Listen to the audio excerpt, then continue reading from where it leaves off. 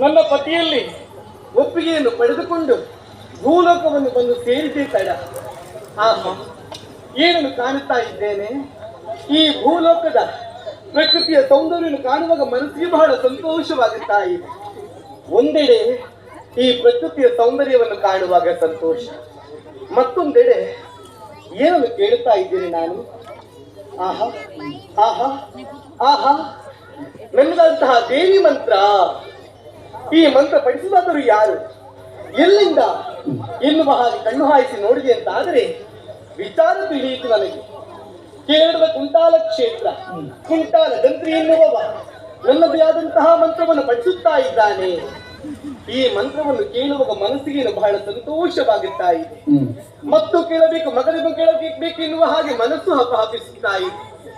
ಇಲ್ಲಿಗೆ ಇಷ್ಟು ಚಂದ ಕೇಳುವಾಗ ಇನ್ನು ಹತ್ತಿರ ಹೋಗಿ ನಾನು ಕೇಳಿದೆ ಎಂದಾದರೆ ಮನಸ್ಸಿಗೆ ಎಷ್ಟು ಆನಂದವಾಗಲಿಕ್ಕಿಲ್ಲ.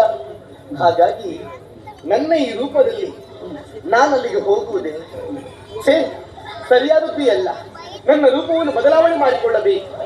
ಹಾಗಂತ ಯಾವ ರೂಪವಾಗಿತ್ತು ಎನ್ನುವ ಹಾಗೆ ಯೋಚನೆ ಮಾಡಿದೆ ಅಂತಾದರೆ ಮನಸ್ಸಿಗೆ ಒಂದು ಒಳ್ಳೆಯ ಉಪಾಯ ಹೂಡಿ. ಹೌದು, ಕರಿಪ ಪಕ್ಷಿಯ ರೂಪ.